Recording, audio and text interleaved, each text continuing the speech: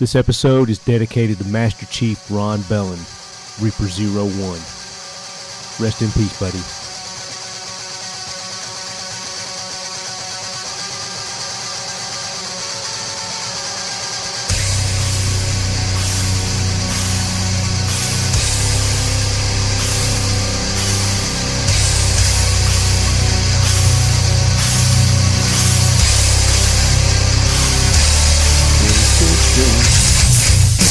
Doom. No pickety plank. You can spill the Grand Canyon if they don't know about me. I know it all. All right, Lead Heads, we are back with another episode of the Talking Lead podcast. This is episode 283, coming off our SHOT Show travels. And as you can tell, I've still got the SHOT Show crud. Trying to kick it here. I think I'm in my final stages of it. I wish I had the fortitude of our guest that we're going to have to help us kick off this episode. And unfortunately, we didn't get a chance to talk to him at SHOT Show, so that's why we're bringing him on now. Ladies and gentlemen, it's our good buddy Rob Pincus. Hey, man, sorry to hear you're still suffering from your own human weakness. That's my theory on SHOT Show crud. It's just people that don't get out enough, people that don't constantly travel and live in airports and just, nomad around. If you nomaded around more, you'd probably be fine like me. I get around quite a bit, but I think it's poor planning on my part for SHOT Show. I shook too many hands, gave too many kisses on the cheeks.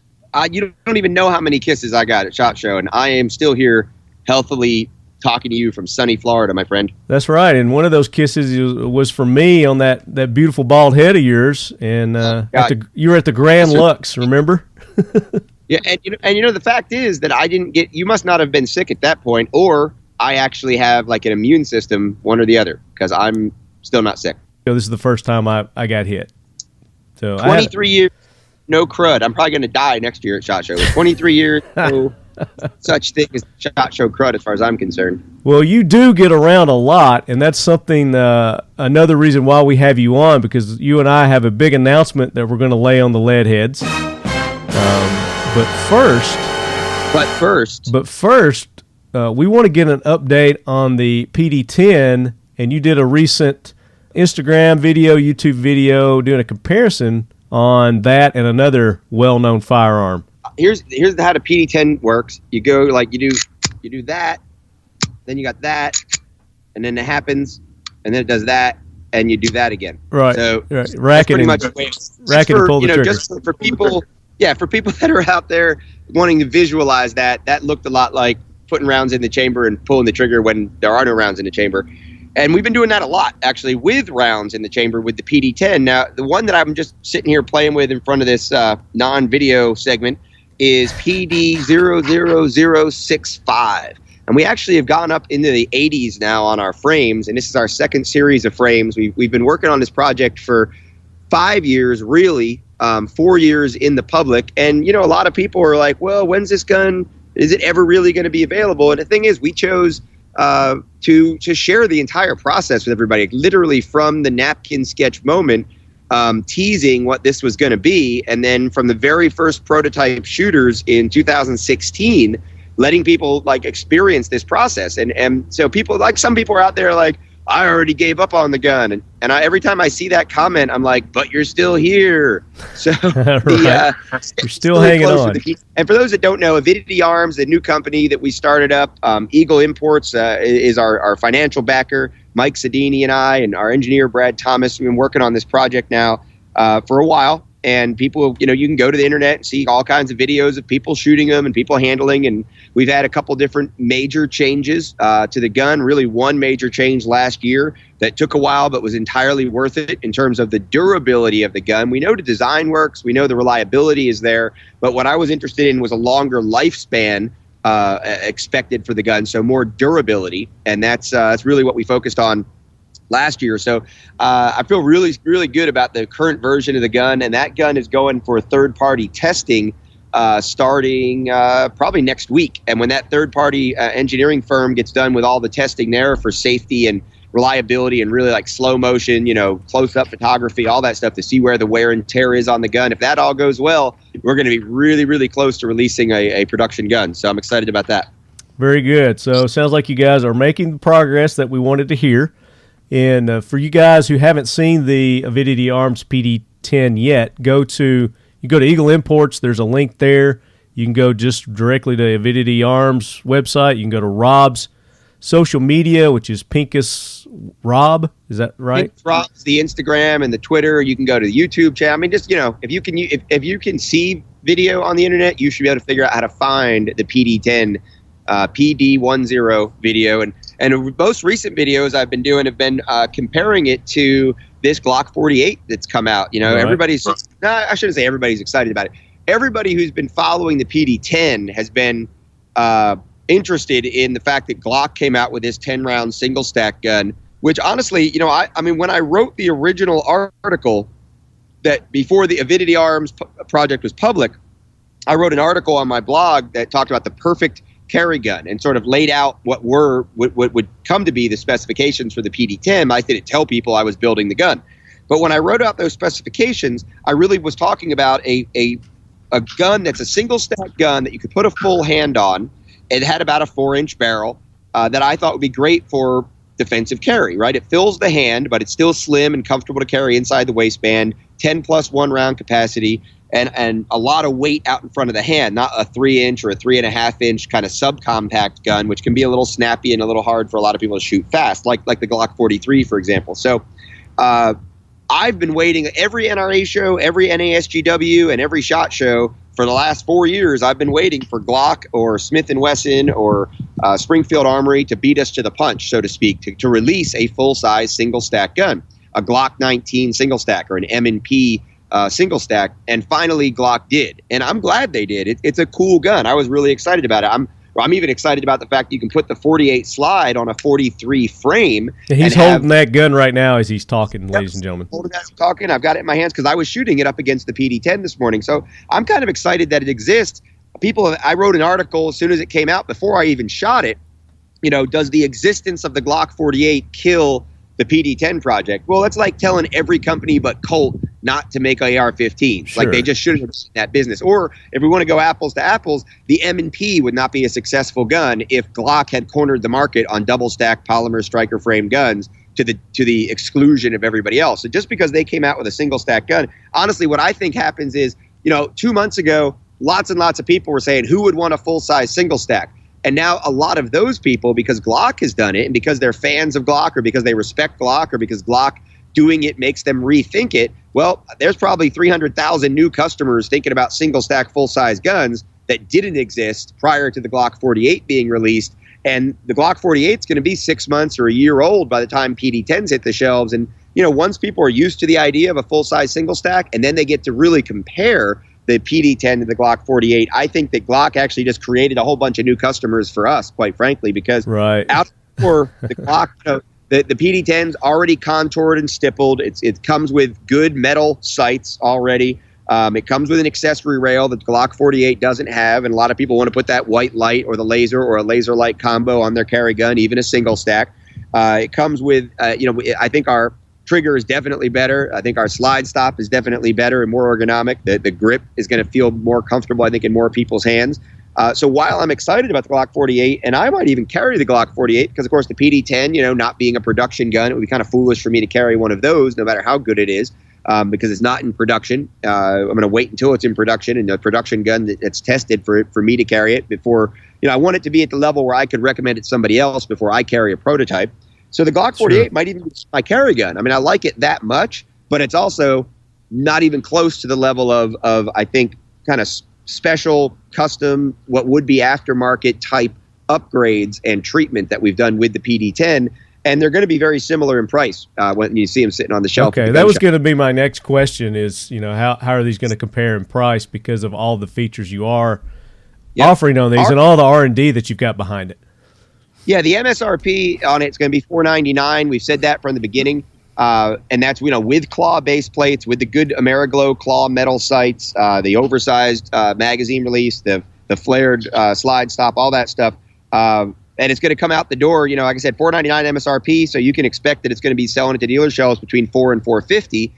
The Glock is going to be right around there as well. I mean, you may see it under $400 a couple places, but as soon as you put a pair of $50 or $80 sights on it, you're right back into the price of the PD10 with what I think people are going to find to be a less comfortable gun that doesn't shoot as well for a lot of people, especially because of the grip angle and the trigger. Yeah, it's all good points. So do a quick. I know people can go and they can watch this, but just give us a quick comparison of what this has, what this doesn't have in detail. So the grip on the PD10 is just a little bit longer. The slide on the Glock is just about exactly the same length as the PD10. It's a little bit longer in front of the hand by maybe like 0.15 of an inch or something like that. The grip angle and the bore axis, the grip angle is straighter with the Glock. It's whereas the PD10 has more of a CZ or a Browning high power kind of contour, like a Caracol or a Steyr M model. The bore axis is lower on the PD10. The PD10 has an accessory rail. The Glock doesn't. The triggers are different. If you're used to a Glock trigger, well, great. That's what the Glock 48 obviously has. It's the same as every other Glock trigger, pretty much. The PD10 has a little different trigger. It's a shorter, crisper reset, and it's a smoother, long trigger pull for that first shot. So when I say long, it kind of scares some people off if I say it's like a double action, single action effect. But really, because the reset is so short and crisp, that first pull seems a little bit longer because it's under constant weight. It's not like some of the other striker guns where there's like nothing. It's almost like a two-stage trigger where you prep the trigger and then you're at that reset point and you take the shot. Right. So it's got a unique trigger that I think is better. It's got the stippling, again, the contouring and the texturing. It's got the oversized magazine release, which is similar to the Glock 48 has the Gen 4 type magazine release, so it's a little bit bigger. I think that the grip, again, the grip angle, I think a lot of people are going to like the PD10 grip angle more. And then we have more aggressive serrations and more serrations behind the ejection port on the slide. But the Glock does have front serrations, which I don't recommend people use. So obviously they're not on the gun that I designed. I think those are probably the major differences. And again, the market will tell us whether or not people like the PD10. We're never going to sell as many guns as Glock just because Glock, right? Yeah, they're Glock, yeah. People go head to head. I think enough people are going to like the PD10 to make me happy and to make Avidity Arms happy, and for the right reasons, not just branding or not just, well, I think Rob's funny on YouTube or something, but because it's a well-designed gun, because it's going to shoot well for people. Absolutely. So you guys go check those out on all the social media, all the websites that we just talked about. And then that Instagram comparison, you've got that video. This is a little quick one that you did. Is there a longer one on YouTube?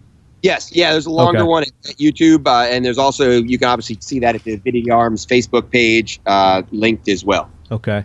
And as I teased earlier, Rob and I have a big announcement for you lead heads. If you caught our live IG that we did a couple of days ago, you already know what it is. But for you that didn't, we're going to hit you with that. Before we do that, we got to thank our sponsors, Rob. Right On Optics. Make sure you guys go check out Right On Optics at rightonoptics.com, the official optics of Talking Lead. Modern Spartan Systems for all your gun cleaning and lube needs. Check out modernspartansystems.com. And Kel-Tec Weapons. We had Chad on a few episodes ago. Didn't get to get them on like we did Rob. We were very busy, so we're going to have them on to talk about some more new things that they've got coming out. KelTecWeapons.com. And then, of course, X Steel Targets, Rob. X Steel Targets. Everybody loves shooting AR-500 steel targets. Yes. And X Steel Targets has the best, most affordable AR-500 steel targets on the market today.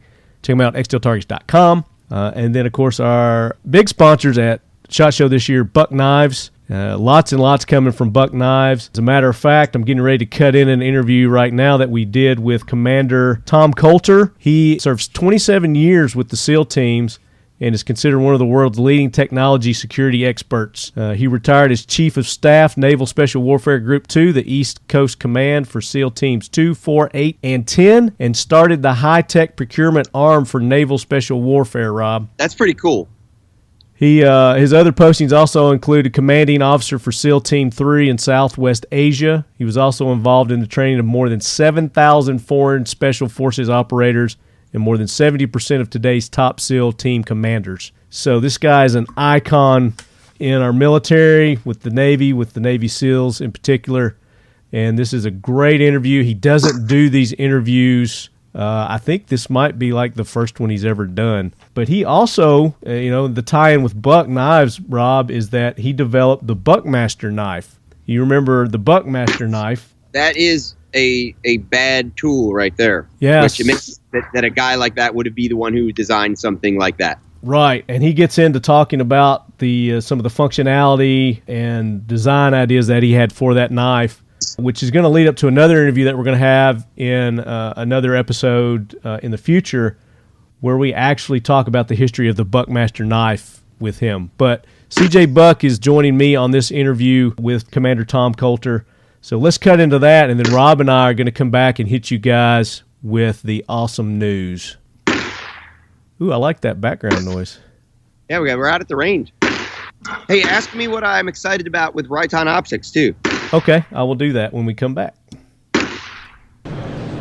All right, guys, we are back at the 2019 SHOT Show. And, of course, as you know by now, the official Leadquarters is Buck Knives.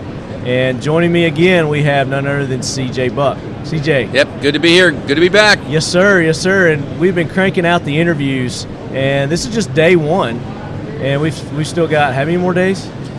It runs all the way through Friday. So yeah, 20 more days or something? We've got 3 more days. 3 more days. Action-packed. Action-packedness. And this one is not going to be short of action. We have with us, you want to introduce our guest?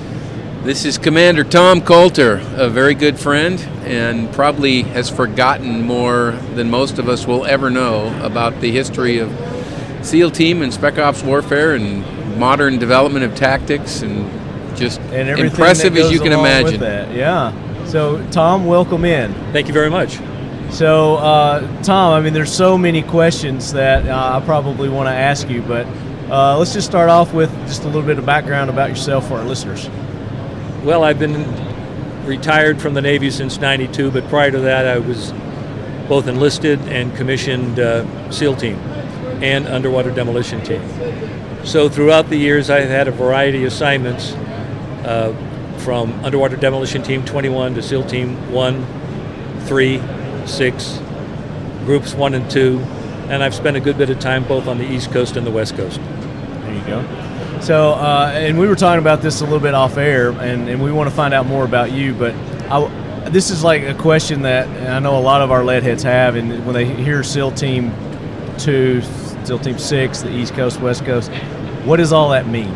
Well, originally it started out as that SEAL Team 1 was on the West Coast because odd number teams are on the West Coast, even number teams are on the East Coast. SEAL Team 2 was on the East Coast, SEAL Team 1 out of Coronado, SEAL Team 2 out of Little Creek, Virginia. At that time, in the early and mid-'60s, they were supplemented and worked with Underwater Demolition Team 11 and 12 on the West Coast, and eventually 13, and 21 and 22 on the East Coast. Okay. So, over the times, the Underwater Demolition Teams have been replaced, and now there are a variety of SEAL teams. So on the West Coast, there's SEAL Team 1, 3, 5, 7, and 9, and SDV Team 1. SDV Team is SEAL Delivery Vehicle Team 1. On the East Coast, it's 2, 4, 6, 8, and 10. 6 being a bit of an anomaly. Okay. And you hear a lot about 6. Well, you hear a lot about 6, but the bread and butter work that SEALs do is done by the SEAL teams both on the East Coast and the West Coast. And I've been fortunate enough to serve on both coasts and have an appreciation of the same. Right. Now, you said you started in 62? No, in 66. 66. Mm-hmm. Okay. I went through training in 67. Originally, I would join the Seabees as an enlisted man. Seabees, yeah. And interestingly enough, the first combat demolition unit selectees were taken out of the Seabees in 1942. Okay. and 43, and trained in Fort Pierce, Florida. And right now, to represent that, there's a museum in Fort Pierce, the UDT SEAL National Museum. Yeah. And in the front entrance, there's the Naked Warrior, which is a 6-foot bronze statue which typifies the combat swimmer of World War II.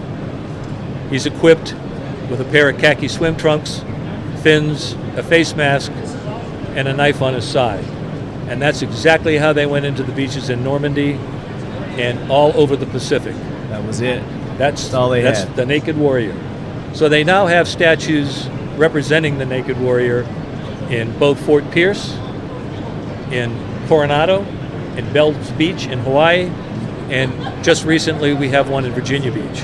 Oh, nice. So- that makes sense they would have one there. So they have, in basically the historic training sites in World War II, Hawaii and Fort Pierce, there's representation, as well as the present in both Virginia Beach and Coronado, there's representation. Yeah. So through your years of service and with the SEAL team, the development that you saw, from start to where they are now, talk about that. The development has been nothing short of fantastic. The SEAL today is different than the SEAL of 40 years ago. Right. And Even 20 years And ago. Yeah. the difference today is they are trained mission focus. When I went through training in 1967 to the same training that people had been doing since World War II. It was about hydrographic reconnaissance. It was about going into the hinterland to secure certain positions. But SEAL Team expanded that. But the training didn't expand until after it was consolidated all to the West Coast. Initially, there were training done on the East Coast, of which I'm a candidate and graduate, as well as training on the West Coast. The training on the East Coast was a little bit more convoluted because your basic training would be done at Little Creek and Puerto Rico, then supplemented by diving training at Key West, Florida, for the underwater swimmer school, Okay. and then jump school at Fort Benning, Georgia. The West Coast was more consolidated, so you went through all 3 phases: preparation, land warfare, diving. So you got all of your training centrally located in Coronado, and then you went to Fort Benning for jump school. Okay. So there was a different way. Well, that all was consolidated, and now all training is conducted out in Coronado. East Coast and West Coast. Yep. all Well, doing after it. you graduate, in the now, a person that graduates from training is a full-fledged SEAL. When I graduated from training, you had a 6-month probationary period. You were assigned to a platoon. You made a deployment, and if you passed muster, you were presented with your Triton. Right. Now, the training has gone from 6 months to 2 years. So Wow. when That's a you big difference. Yeah. when you come out of training today, you are able to go right into an operational platoon and deploy. There's no additional preparation, no additional training. They've been through SEAL advanced training. They've been through all of the specialty training. So a person who graduates today can go right into any SEAL team. And that's 2 years of training. Wow. I didn't realize that they went through that much. It's extensive. Yeah, very extensive. Now, and these come from the cream of the crop from the other branches of our service. No, the SEALs are somewhat different. If you're Okay. looking at Special Forces or you're looking at Delta, the Army selects pretty much from, if you want to go to Special Forces and you happen to be an armorer, or you want to be an infantryman or whatever, you can go. SEAL team, they start right from boot camp. Oh, really? You go through pre-selection, and once you are selected and you go through a series for enlisted men, there's now a SEAL rating, a special ops rating. When I enlisted, I was a builder, and I was supported by machinist mates, boiler techs, torpedo men, quartermasters, anybody who wanted to volunteer. But once you got in the pipeline, you were a SEAL. You were designated 5321 or 5326 for your designated. Right. Now there's a special operations pay grade, and there has been a commissioning, 1130 commissioning, for an extended period of time. But once you're in the pipeline, you are in the pipeline. So for an officer, if he becomes an ensign, goes through, gets his trident, presses on, he'll go through a series of screening, an ops officer for a SEAL team, an executive officer for a SEAL team, a commanding officer for a SEAL team, and they prune away. In other words, you have to screen for these positions. Right. Okay. As well as the enlisted I learned people. something there, yeah. Yeah, I didn't realize I learned that. something every time we talk. As well as the enlisted. The enlisted have a pipeline also. For them to get promoted, they have to qualify in certain aspects. They have to have certain deployments, and within the deployment, they have to have certain jobs of responsibility. Sure. They have to demonstrate leadership, and leadership demonstration and performance is rewarded with promotion, advancement into more specialized positions. Gotcha. So now that we got all the teams and the West Coast, East Coast cleared up, which was your favorite? Well, there is no favorite. Yeah. When I was enlisted, my objective was to, go to an operational platoon and deploy. Once I deployed, I realized that I might be able to do more for the enlisted men if I went and got a commission, which I did. And most of the officers in SEAL team are specialized, and they'll come out of various pipelines. Mm-hmm. The ex-enlisted officer, or the Mustang, was sort of a rarity back when I was in there. Yeah. But the Mustang SEAL officers have all done relatively well. There is no favorite. In other words, I enjoyed my time in Underwater Demolition Team 21 when I was a platoon commander for the SEAL Delivery Vehicle Team. Mm-hmm. I couldn't have been happier when I was a platoon commander in SEAL Team 1. I enjoyed being... Favorite was the whatever you're doing at the time was your favorite. The favorite is whatever you're doing at the time. Yeah. And to do that well, that's what's important. Yeah. Now, did you do any of the vehicle? Well, the SEAL delivery vehicles, yes. Mm-hmm. When I went back to UDT 21, I was there as an enlisted man in the 2nd Platoon, but when I went back, I became the officer in charge of the SEAL delivery vehicle platoon, which eventually morphed into SEAL Delivery Vehicle Team 2 when they converted Underwater Demolition Team 22 to SDV Team 2. Okay. So I qualified in the Mark 7 Mod 6, in the Mark 9, and the Mark 8. And for our lay people, what are those? These are free-flooding wet submersibles. Okay. They take a number of combat swimmers, and they're on some form of rebreather, scuba, or closed circuit, and they're transported from perhaps a submarine submerged to a beach or to an attack in however they're inserted. However they need to get to the destination. However they need, it's a form of how to ingress, how to deliver clandestinely and covertly combat swimmers and others to conduct their missions. Can you talk about maybe one of the more challenging, I don't want you to talk about the mission or anything like that, but just getting to the destination? Well, getting to the destination is all about getting to the destination ready to fight. Mm-hmm. When you insert, you don't want to insert by parachute if it's going to take you 6 hours to get everybody assembled. You want to be able to insert to your target area, and you want to be prepared to fight when you get there, because you might be fighting as soon as you touch down. Therefore, the insertion method is critical. And if you know you're going to insert a certain way, it behooves you to rehearse that as much as possible, whether it's inserted by a SEAL delivery vehicle, by a dry deck shelter, by a mail truck. It doesn't matter. You've got to rehearse how you're going to get there, and what you're going to do when you get there. So the insertion portion is a critical aspect. Absolutely. The mission is going to change. The mission never goes as planned.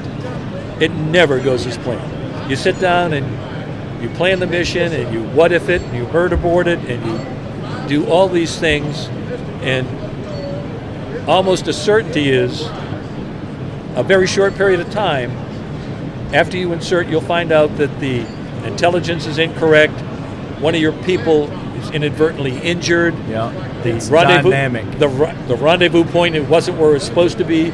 Your insertion point is off, so you've got to get to the rendezvous point. Something will challenge you, and that's one of the great things about SEAL Team, is that everybody is trained to adapt and to think on their feet. Whether you happen to be, if you happen to be a second-class petty officer just graduating from training and just got your Trident, you're able to adapt, and you're able to think on your feet, and you're able to react. So you personally, can you recall one of your more challenging insertions? Well, before it was decommissioned, the West Coast SEALs were fortunate enough to have a submarine dedicated to them called the Grayback. And the Grayback was a converted diesel boat submarine with 2 Regulus missile chambers on the deck. Right. So you could lock 20 people out of each one of the chambers. One of our operations, we operated a SEAL platoon, locked them out, locked out a UDT platoon that was headed by Joe Schwartzel. There was no scuba gear. You locked out, you did a free ascent. We ran the mission. We came back to the rendezvous, were recovered by the submarine, and free dove down to the Grayback. With no scuba gear. With no scuba gear, and recovered, and that op was probably 36 people. Wow. And to have no one injured, and to launch everybody and recover everybody is pretty unprecedented. So very challenging. Going out those torpedo tubes is not a myth. It's not a torpedo tube. Well, it's basically a clamshell. Clamshell. It's what happens is it's just like a lockout chamber, except it's a big lockout chamber. Gotcha. They'll flood it, they'll vent it, they'll open the clamshell, and you will swim out. Swim out. So there's no assist push or anything like Nope. that you're getting. Nope. And generally, the depth is about, the lockout depth is, your free ascent is about 30 feet. And how long does that usually take? Not as long as you think. The whole question with free ascent is, because you're breathing compressed air, you have to exhale all of your compressed air before you conduct the ascent, so you don't injure yourself. So the other thing, of course, is the free ascent is easy. Yeah. The free descent is a teeny bit more challenging. A little bit more, huh? And it's probably not during the daylight hours. No. And it's after you've been doing your other mission. Yeah. Well, it's after being doing whatever you're doing for 6 hours, Right. and after swimming into the beach, which might have been 2,000 yards, and swimming back out to the rally point, which might have been another 2,000 yards. So you might have already swam 5,000 or 6,000 yards, conduct the mission, and then recover. And that one in particular with 36 Yeah, and there was, individuals. and Wow. it's challenging because you have to assume with that many people, something's going to go wrong. Yeah, it's just a You know, given. just getting everybody, just getting a head count at night. You know, on the surface after you've recovered everybody, and then after the free descent. So you have to delegate this responsibility to various elements to make sure that they're responsible for 4 or 6 people, and then they'll report up the line so that you know. I mean, I can't go out and count 36 people, but I can count 4 and 4 and 8. You know, I can assimilate that we've got everybody. Yeah. So recovering those people from that kind of a launch and recovery It's huge. was pretty interesting. Yeah. That's amazing. So another question I've got, as far as the equipment, the Special Forces SEALs are always known to get, before anybody, the latest, greatest, ahead of the technology curve. What's something that you used that you see just in everyday, use these days that at the time nobody, futuristic kind of stuff? The question that you have to ask is, the kit that you select for the mission is what drives the mission. In other words, if we're doing a waterborne mission, you have to have certain skills and you have to have certain equipment. Yeah. You have to, you're going to take your weapon in, and that weapon might be an M4 or it might be an MP5. You're going to have an edged weapon. Mm-hmm. You're going to have a backup weapon, a SIG or a Beretta or something. Right. And then you have to have whatever it takes to conduct your mission. If it's explosives, if you're going to do breaching, if you're going to have a sniper, all of these specialized weapons. Right. The things that separate the special operators are not only that they have good equipment, but they have good communications. Commanders in the field want to be able to communicate instructions. And the things that were the real good advantage for SEALs and special operations in general is when they improved communications so that they could relay changes as necessary.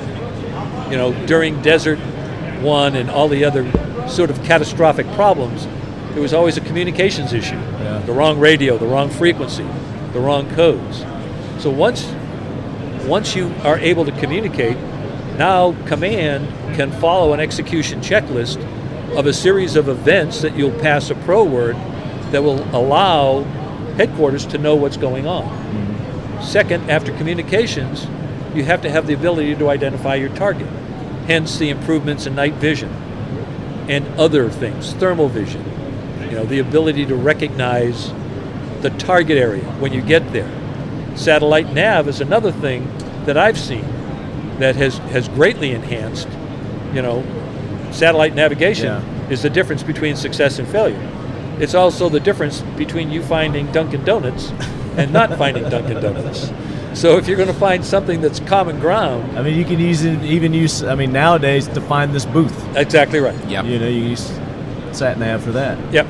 So there's certainly things that have been developed for the military that have matriculated down to support, the civilian hunter or the civilian woodsman or the civilian whatever, whoever they are. Driver. Yeah. So or even in dogs, they put those chips in dogs now. Yep. You can find your lost dog by exactly. sat nav. And fortunately, a lot of what has transpired in the military has also been now embedded in first responders. True. And law enforcement. So the enhancements that have been made in the military have also, they have transcended the military and are now involved with law enforcement and, more importantly, first responders who are overworked and underappreciated. Absolutely. So whatever you can do to give them an advantage, that's what you give them. By all means, yeah. Absolutely. Yeah. Budgets be damned. Yes, sir. Because lives are on the line. So what are you doing these days, Tom? Today, I'm here at the bequest of CJ. I have a long-standing relationship with Buck, and when invited, I took advantage of it. And today,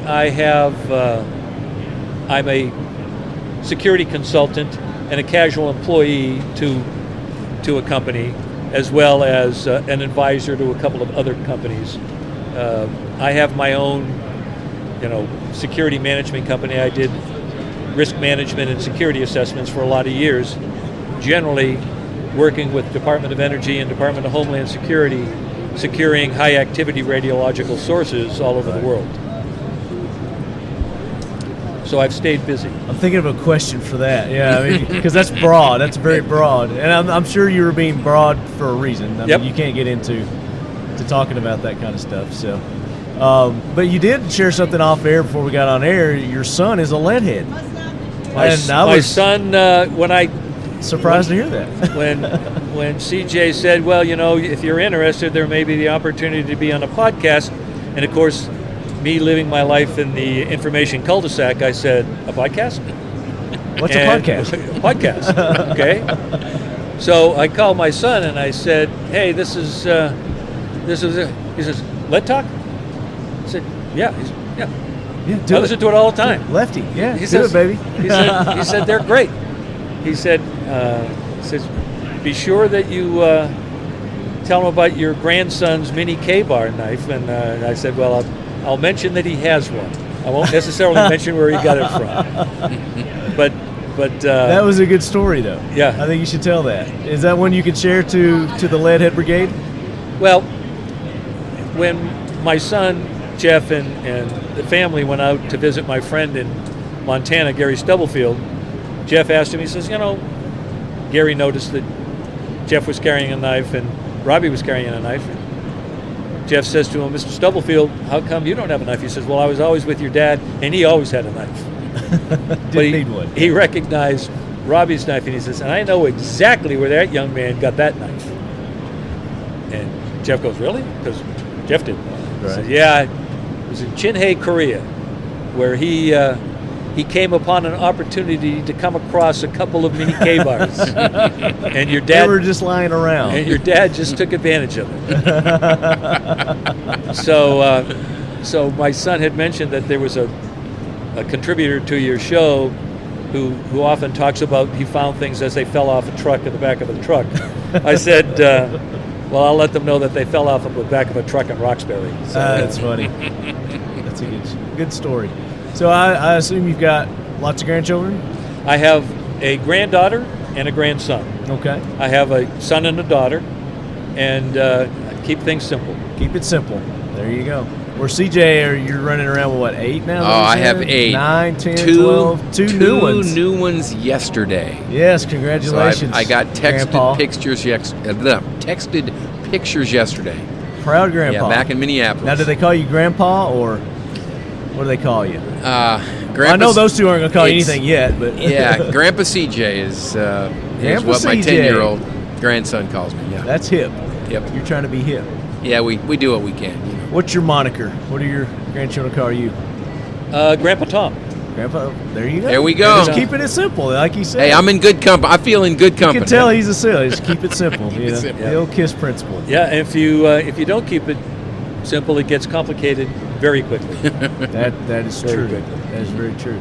So now maybe off. Did you write a book? Are you an author? No, I will Okay. be the one SEAL that you will meet in your life that will never write a book. Okay. Just There no are- desire. You know, You got some great stories. SEAL team, to some extent, is considered terminal boredom interrupted by moments of stark terror. So, the only thing people want to hear is about stark terror. When the SEALs make their money in preparation, in training, in doing the things repeatedly, so then when called upon, they're able to perform to the level that's necessary for a successful mission. That's what SEALs do. They're about preparation, and they're about focus. So when called upon, they're able to do what's required to do and able to do it better than anybody else. There you go. So I want to talk. Should I hit him with the new guy questions? Sure. You think? Okay. So we've got a line of questions that we have for our new guest on the show. Okay? And you are a new guy. It's the first time on the show.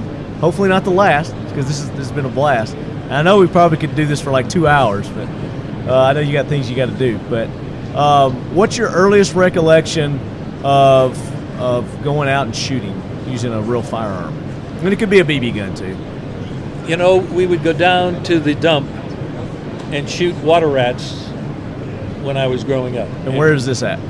Well, I was born in Boston, raised in Roxbury and Braintree, and the reason that I don't have a Boston accent is because when I went to boot camp, I was the only one not from Bent Trash Can Lid, Louisiana, so it helped that you lost your Boston accent quickly.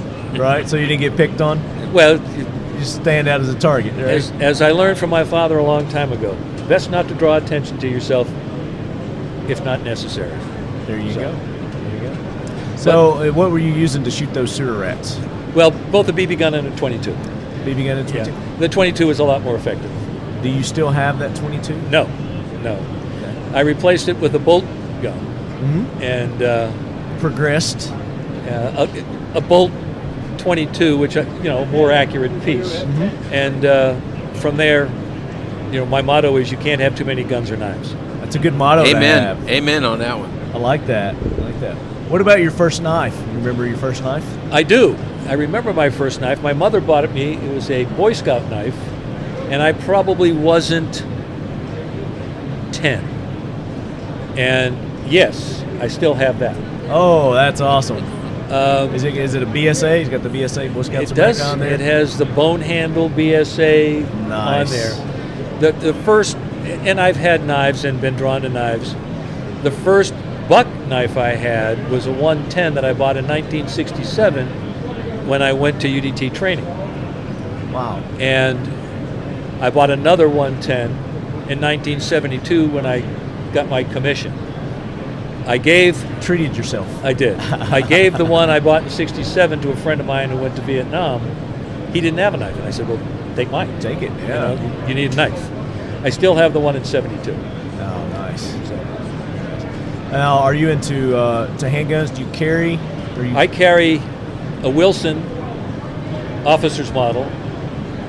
I probably have 12 or 15 1911s. I have a variety of guns. Yeah, like I said, you can't have too many. Can't have too many. I have some very, very nice guns, but I'm prone to 1911s. I like 1911s. So being in the SEAL teams, you had access to the most modern weapons, on the face of the earth. What's one of the most memorable, I guess, that you use, whatever it may be, if it doesn't have to be a gun? The weapon that I would carry in the latter part of UDT and SEAL team was a CAR, which is the small Colt automatic rifle, and on the bottom of it I would have a 203 grenade launcher. And I felt that was necessary in not only to both identify a target, but there are flares and there are other smoke and there are other things that a grenade launcher is good for, 40 millimeter grenade launcher. So that's what I carried. And if you're interested in an anecdotal story, absolutely, I will give you one. Yes, please. I was involved with the recovery of the Mayaguez in 1975 as a SEAL platoon commander. They didn't want to send the SEALs in and eventually sent in Marines. When I was brought before Admiral Coogan to give him a briefing, he wanted me to go in unarmed to bring back some of the Marine bodies that were left behind. And I said, well, Admiral, I have room for the front of the boat for you if you want to come in unarmed. Their idea was to, wave a white flag and we just go in and pick up the bodies. Right. Not going to happen. Yeah. So he says, well, if you carry a weapon in, what are you going to take? And I said, well, I'm going to take my car with a 203. And he looked at me and he folded his arms and he says, how in the hell do you expect to get a car up on the beach? And I said, Admiral, we're not talking about 53 DeSoto. We're talking about a Colt automatic rifle. Bless his heart. That's good. So that was your go-to. That's the one that I preferred. And when I was affiliated with SEAL Team 6, that transcended into an MP5 and a Beretta, because that's what they carry. Yeah, absolutely.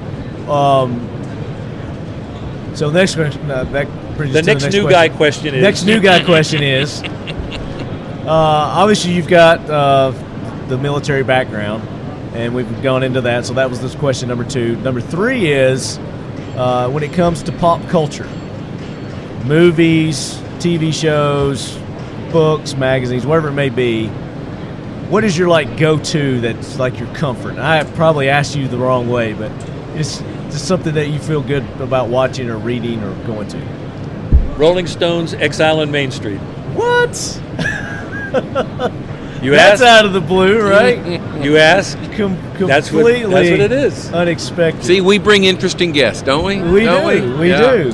And we're tying in the music again. Again with you said when you want to relax. Yeah. What's your go-to? What do you do? That's it. That's what I do. Now, what's your favorite movie? What's your go-to movie? You know, there's lots of them. There's lots, yeah. And I don't really have a favorite movie, but, you know, movies like The Eagle Has Landed, The Longest Day, movies that I can relate to, I enjoy more of the watching. action, adventure, I don't error movies. I don't watch, and I don't want to get you in trouble. I'm not a chick flick guy. I haven't, No, she knows I do not like chick flicks. but not my forte.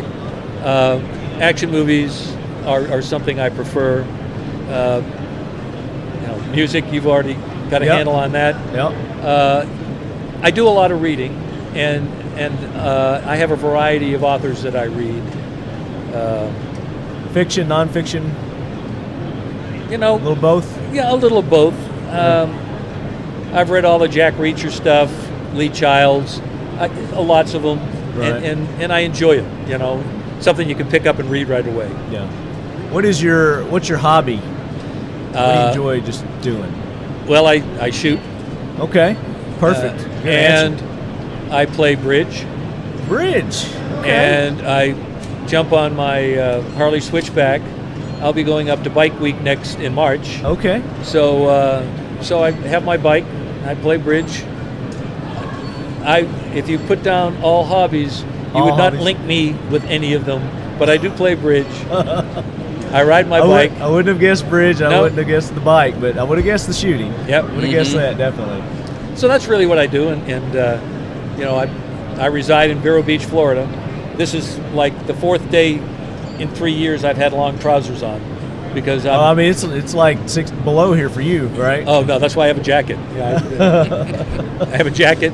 I have a skull cap. I have as much protection, gloves, everything. You know, and it's warm here compared to. Is there a good range at Vero Beach? There's an outdoor range. We got listeners down there. Yeah, there's an outdoor range, which I prefer shooting at, right adjacent to Vero Beach. Okay. Just off of 95 on exit probably 156.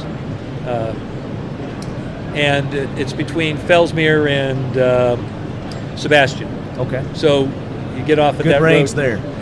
It's a pretty good range. The reason I like it is they're strict. I was the owner of the Marksman Pistol Institute in Tucson, Arizona for about 10 years and taught a lot of concealed carry weapons. Was a NRA instructor. So I appreciate how dangerous a range can be when it's improperly handled. Yeah. And the one in Sebastian is properly run, and it's taken care of and maintained well. Okay. Because the last thing, you know, people start talking about accidental discharges. There are no such things as accidental discharges. Yeah, we mentioned that earlier. Yeah. They're all negligent. Absolutely. And when someone claims an accidental discharge, I have a problem with that. So. Yeah. So, hey, Tom, when you were in full, or you and your guys in full training mode, how much do you shoot? Well, it depends on the command you're at. But if you happen to be standby, ready to mount out on short notice, you could shoot as much as 1,000 rounds a day. Just to stay in condition. But I'm telling you what, after shooting 1,000 rounds a day for 30 days, you get to be a pretty good shot. Yeah, it's just Yes. muscle reflex at that point, right? When I was the And that's what they executive want. when I was the executive officer for SEAL Team 6, the 9 Miller allocation for SEAL Team 6 at the time was greater than that for the United States Marine Corps. That's amazing. Wow. Amazing. So that's a lot of rounds. That is a lot of rounds. So when it comes to your bucket list, gotta have, wanna have next, whether it's a piece of kit, firearm, knife, maybe a vehicle or something. What's on your radar? Well, if someone said, I have a notional car collection. In other words, a notional car collection means I have a garage full of cars with pictures that I've captured that I can refer to. Yeah. But if I was going to pick a vehicle, and my granddaughter just asked me that, I'd pick a 1971 Boss 351 Mustang. Muscle. That would be my vehicle. Gonna burn some rubber. Yeah. Heck yeah. Yeah, those are beautiful vehicles. They are. Definitely. My vehicle, all my vehicles are white and all my motorcycles are black. Now, is there So- a reason for that? Well, the vehicles is easy. I live in Florida. Okay. So Cooler. white's- Keeps them cooler. Yeah. But I've always had black motorcycles. And my sport parachutes were always black. jumpsuits were always black. I got you. So Yeah, I bet you it's some of that SEAL training where between the Mustang and the Harley, it's the window rattling entrance that's needed. Yeah, presentation is everything. It's everything. that's right. How you arrive, yeah. If laws be damned, money be damned, you could have anything. What will be like? Well, you could have the unattainable. What would it be? You know, actually, I'm pretty happy with where I am in life right now. And sometimes better is the enemy of good enough. When you start going out seeking to get the very best of something that you've envied for a long time, you're oftentimes disappointed when you get your hands on it, That's because true. it doesn't necessarily measure up to what you thought it was going to be. So I don't, if I see something I want to do, I do it. I don't get a bucket list. I don't say, you know what I think I'll do in 3 years? I just go do it. I want to go to Bike Week, I'm going to Bike Week. You're be there. If I want to go to the Rolling Stones concert, I get a ticket and go.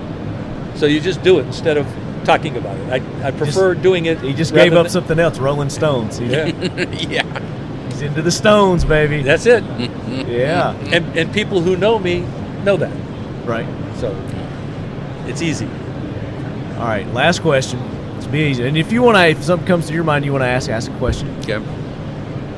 If you could spend the day at the range with any one person or any group of people, whether they're real, fictional, historical. I'd like to spend a day at the range with my family because Right on. Another small anecdotal story to finish this up. CJ and I, our last meeting happened to be at a shoot just south of LA where we were on a bird hunt. And we were walking in a straight line with dogs, flushing out birds. That was fun. There were 8 shooters on the line. All of them I knew. All of them were good shooters. People you enjoyed being around. Yeah. CJ actually did well, knocked down birds, Most importantly, he didn't shoot me, and I was standing right next to him. He didn't pull It's really important. Which I paid very close attention to. That's like the ultimate goal, and not to get shot. The last time my family was down, we went out to the Sebastian Range and shot. And out there, you can shoot whatever you want to shoot. You can shoot if you want fully automatic. I had a Model 94 H&K that we went out. That was Oh, that's awesome. Yeah. My daughter-in-law Jeanette, she brought her weapons. My son brought all of his weapons.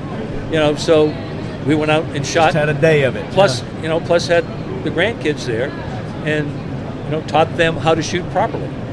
When my daughter and son were being raised, there were lots of guns in the house, but there were no toy guns. There were no Nerf guns. There were no dart guns. Every gun in the house was real. So they never for a second assumed that guns were toys. Yeah. And that's something that I've steadfastly supported all my life. And they knew enough when they brought friends over that they would never discuss guns. Right. So they would see a gun in the house, it wasn't a big deal. The gun, they knew all guns are always loaded all the time. Exactly. There's no such thing as an unloaded gun. That's called a hammer. So if you assume that all guns are always loaded all the time, and you're taught safety from the very early age, you hardly ever have a problem. It's all about education, Absolutely. That's where, and it falls to the parents, the older generation, to teach the younger generation. It falls to the parents, but sometimes parents are not capable of communicating that kind of training. So therefore, you have the NRA and Eddie Eagle. That's important. So the training is essential, but there needs to be a differentiator between this is a gun and that's a toy. Yeah. And they should never be confused. Absolutely. Amen. And that is a great story to end on. But I have to say this. I know you're completely against a book, doing a book. It doesn't have to be about your SEAL days. I mean, you've got just wisdom. You've got you've got great knowledge there of just the world and how you should live, and how to just day by day be a good person. It sounds like. So I think just doing a book on that in and of itself would be great. Noted. Noted, chucked. All right, I'm not going to get into it, but maybe a movie. I don't know. No, I'm happy doing what I'm doing with the people I do it with. Maybe we can get you back on the podcast again. I'll be here awesome through Friday. If you'd like me back, I'd be happy to come back and we'll talk about something else. Okay, so I'll only get you this week and that's it. No. If it's just possible teasing. to set you up, I'm happy to hook you up. We can do Skype. We can get you in through Skype. You don't I have to the technology, even though I'm on the information cul-de-sac. I still have technology. I think you probably know more about technology than we do. I guarantee it. So, guys, great interview. I know you leadheads are going to enjoy this. Commander Coulter, thank you so much for taking the time. My pleasure. Greatly appreciate it. We're going to get you set up with a shirt over here, and make sure you take one to Jeff and your other little lead heads as well. Okay, appreciate it. So they don't forget that. Lead heads, we're going to be back with more from the 2019 SHOT Show here at the official Leadquarters, Buck Knives. All right, guys, that was an awesome interview with Commander Tom Coulter. We got more coming from him. He actually loosened up and warmed up to us and did another interview where we talk about the history of the Buckmaster knives. So that's going to be coming up with Richard Nyman, who's the author of the book. He actually wrote the book on the history of the Buckmaster knife. So that's coming up. So joining me now, we've got Rob Pincus. You heard us earlier talking about the PD10, and he gave us an update on that. And Rob and I have an awesome announcement that we want to hit you guys with. And this came to us from a leadhead. This was a suggestion from Jerry Black. He had sent us an email a while back wanting to do some classes with Rob. And was like, hey, why don't you guys offer a leadhead-centric course? So, of course, Rob, being the stand-up guy that he is, contacted me and said, hey, let's do this, guys. So, without further ado, Rob and I are going to make the announcement that we have special leadhead courses. Actually, they're courses that you do already, but we're giving the leadheads a discount for being super awesome supporters of Talking Lead and Rob Pincus and I.C.E. training. So, Rob, hit them with what we're offering. We've got a special package for the leadheads in our live, and I know we're probably going to do another couple lives. So we'll make sure that the leadheads know what the magic code is when they get ready to sign up for that class, or we'll find out who you are and we will stalk your social media to make sure that you actually watch all the or listen to all the podcasts and share them and share all the news going on about the collaboration between the Personal Defense Network Training Tour, I.C.E. Training Company, the Intuitive Defensive Shooting Program, and Talking Lead.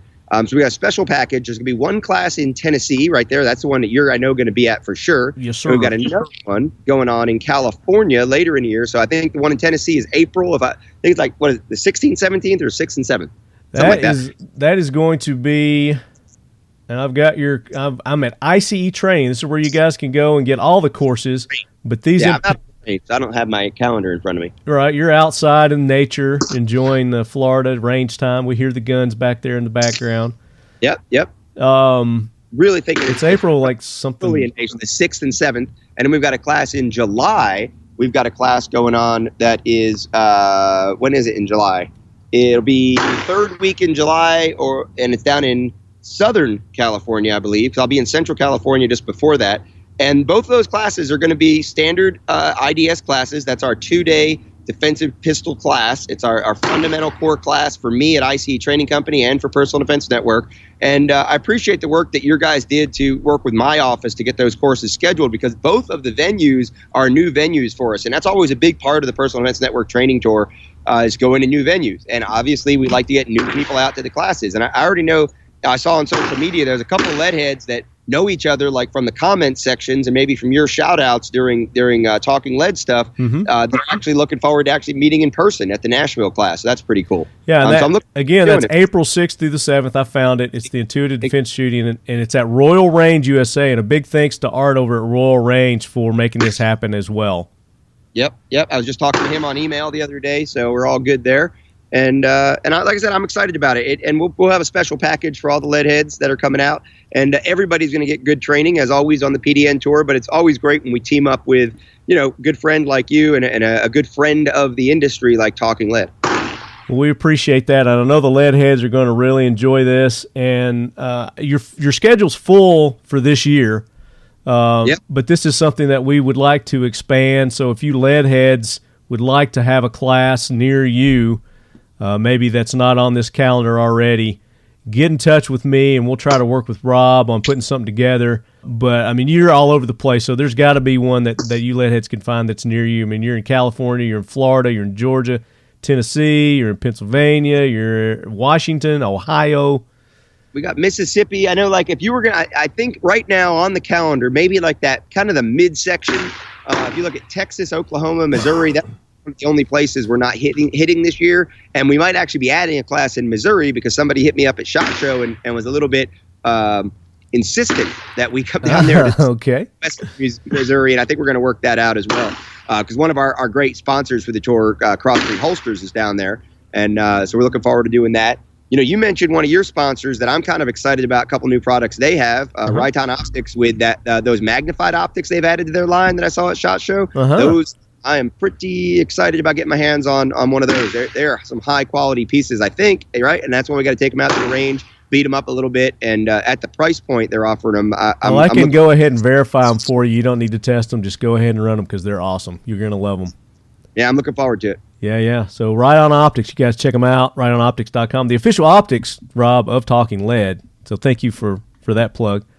Speaking of, we've got Optics 101 class that we do with them, and we got another one coming up, and they're going to have some of their brand ambassadors on with us to talk about how they're using their optics. So that's something to look forward to. So very cool, guys. Go to ICEtraining.us, check out the calendar, sign up for a class, whether it's the Nashville class or the Pala, California class, July 17th through the 18th. Let them know you're a lead head, and Rob will definitely give you a little extra special care during those classes. Cool. Well, thanks for having me on, as always, buddy. Good talking to you. I appreciate you letting me share the news earlier in the show. And that interview you guys did was great. I'm looking forward to the second part of that as well from the commander. Very cool, buddy. Thank you so much. We'll be in touch soon. Yeah, man. Stay tuned. So, all right, lead heads, good stuff there from Rob and I.C.E. Training teaming up with us in Royal Range there in Nashville and the Palace Shooting Range out there in California. If you guys have any questions about those courses, shoot me an email, talkinglead@gmail.com. Be happy to answer any questions that you guys have. But like I said, when you sign up for those courses, let them know you're a lead head. We don't have the discount code set up yet. Don't know exactly what that's going to be, but it's coming. We'll let you know as soon as we have it all figured out. We're also going to be bringing you some other courses from other instructors. We're working on one with Charlie Melton right now. He offers a long-range precision shooting course, and he also offers a pistol and carbine course. So that's coming as well, and we'll give you updates when we get that one scheduled. So now it's time for another EDC Pocket Dump Rewards Program giveaway from Talking Lead, Buck Knives, Streamlight, and the Federal Law Enforcement Officers Association from our good friend Bill Hampstead. So we're giving away a buck knife, a Streamlight flashlight, and a Defy Battlefield watch in these packages. But what we're asking you guys to do is go out to your law enforcement, fire department, first responder, EMS, whatever it may be. Go down to their station and just let them know how much you appreciate them and their service to our community. And it's just as simple as saying, hey, appreciate what you're doing. Thanks. Keep it up. Keep up the great work. If you see them out in public, if you're out at a restaurant, you see them eating, buy them lunch. Say, hey, appreciate everything you guys are doing. Keep up the good work.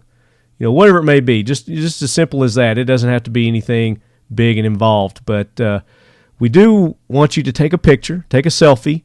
Ask them politely. If they refuse, then, that's okay. I know several of you have told me that you've been turned down, several times, but you finally got one. So, some of them don't want the limelight, and they want to keep a low profile, and that's understandable. So be respectful of them at the same time, but still go out, do that. Take a selfie, post it on Instagram, Facebook, and then tag Talking Lead, tag Streamlight, tag Buck Knives, and tag FLEOA Bill H for the Federal Law Enforcement Officers Association, and then hashtag all of us as well. And then you also want to use the hashtag EDCPD. And then we're going to do a search on Instagram and Facebook for those hashtags. Make sure you've done everything properly, and then pick a winner. And that's what we've done to date. So this week's winner comes to us from Facebook, and I believe it's Idaho. It's the city of Eagle.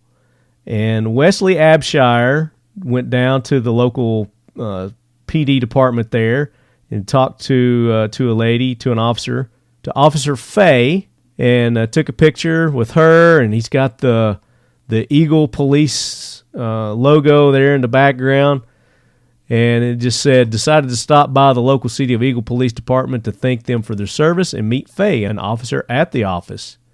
Support those who protect us, and he's got all the hashtags and tags in there properly. So good job, Wesley. You are the winner for, I think it's the fourth EDCPD reward. So we've only got one more civilian to give away, and then I think we've got 3 more sheepdog to give away. So you fire department, LE listeners, first responder listeners, go out and take a picture out in the public and let them know that you guys are out there serving and protecting. Do the same tags and hashtags, and you're eligible as well. So we've given 2 of those away. We've got 3 more for you sheepdog. And I think what I want to do is let's go ahead and let's give Faye one also for taking part and letting Wesley demonstrate his appreciation. So Wesley, get us Faye's contact info as well, mailing address, whatever it may be, and we'll send that to Faye. Or what would be really cool is we'll send it to you, and you go present it to Faye on behalf of Talking Lead, Streamlight, Buck Knives, and the Federal Law Enforcement Officers Association. And if she wants to do a social media post with you presenting that to her, that'd be cool. We'd like to see that. So there you go, guys. We got 1 more civilian to give away, and then 2 more pocket dump EDC rewards for our sheepdogs. Make sure you go and support those that support the Talking Lead podcast. Right On Optics, the official optics of Talking Lead. RITON optics.com. Modern Spartan Systems. For all your gun cleaning and lubrication needs, go to modernspartansystems.com. Kel-Tec Weapons, makers of innovative firearms. Kel-Tec RDB, RFB, Sub 2000. The list goes on and on and on. Check them out at keltecweapons.com. 1776 United, the official swag provider of Talking Lead. Get your Talking Lead shirts and patches there. And for your evil black assault mugs, the Talking Leady, you go to dip123.com/Talking Lead. You get those from our good buddy Danny over at Dipstick Coatings. And of course, for the best, most affordable AR-500 steel targets on the market today, you go to xsteeltargets.com. And a big thanks to Streamlight, Buck Knives, and our buddies over at FLEOA, Bill Hampstead, for setting up the EDC Pocket Dump Rewards program. You guys take part in that. Close us out, Commander. And as always, lead heads, keep your loved ones close. And keep your edged weapons and your firearms closer. This is Commander Tom Coulter.